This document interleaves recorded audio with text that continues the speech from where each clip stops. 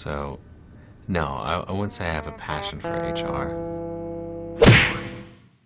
Welcome back to Human Resources for the People. It's a human capital revolution. Today we're going to be talking about minor league baseball. They've got exciting news that coming out of there. They've ratified their collective bargaining agreement. Congrats to them. The unionization of the minor league baseball players is probably long overdue, to be totally honest. That is a tough job. They receive nice bonuses up front, but once you get away from the bonuses, it really is pretty difficult to make a living. So they've reached a tentative collective bargaining agreement. They're working in tandem with the Major League Baseball Players Union, which is kind of interesting. I mean, it makes complete sense, but they are, it's the same business and everything that comes with it. But ultimately, they are, very different on the salary scale. They're very different with respect to benefits and what happens to them.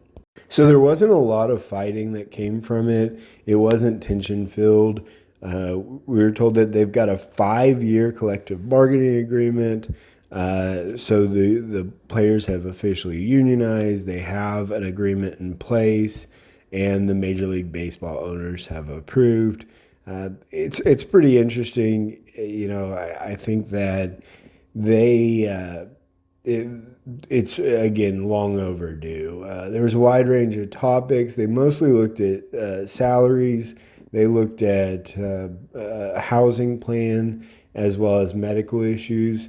And the other thing I want to note is there was a negative that came from this, and we'll talk about it a little bit, which is that it did result in the termination or the removal of several roster spots, I believe 16 in total, in order to increase their pay.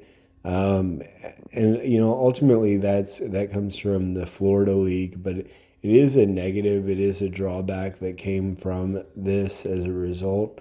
And we do have to recognize that oftentimes the expectation with these agreements may come at a loss of jobs, and that's what happened here.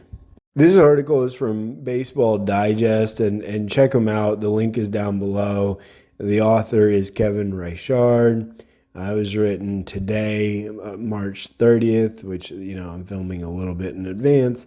An exciting one was the housing rules. It's going to be across the industry, but it depends on where you are at, right? So some players are going to be two to a single room in single A still, but they'll get their own bedrooms at triple A and double A, and there are bunk beds in some of these minor league programs where they're living like this.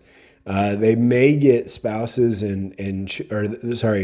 players will get spouses and will have spouses and children that can accommodation for them, which is really exciting. Again, a big change for them. It's a big change overall.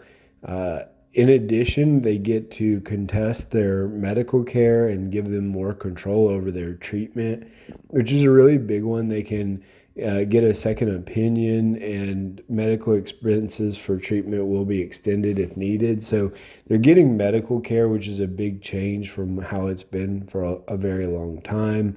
With respect to them, it truly is sort of tough life in many ways in the minor leagues. Lastly, their salaries obviously went up. They went up pretty big in the complex team, so lower level, they'll get 4,800 a year, but it could go up to 35,000 with AAA. Now, remind you, they get a signing bonus, and some of these signing bonuses can be quite big. In addition, it covers a per diem for the days that they're on the road, as well as housing. So this isn't terrible. It's a minimum, and it's not not the best, but it's also a much better payday than they were getting, and this seems pretty meager for what you're seeing here. But again, it's much better than it was. So that's it for today. I wanted to cover the minor league baseball unionization. It's a pretty exciting one. I'm happy for them. I think that this is a big move, and especially as amicable as it seems to have been. Let me know on your thoughts down below. What do you think you'll see out of this? And I'll see you on the next video. Bye, guys.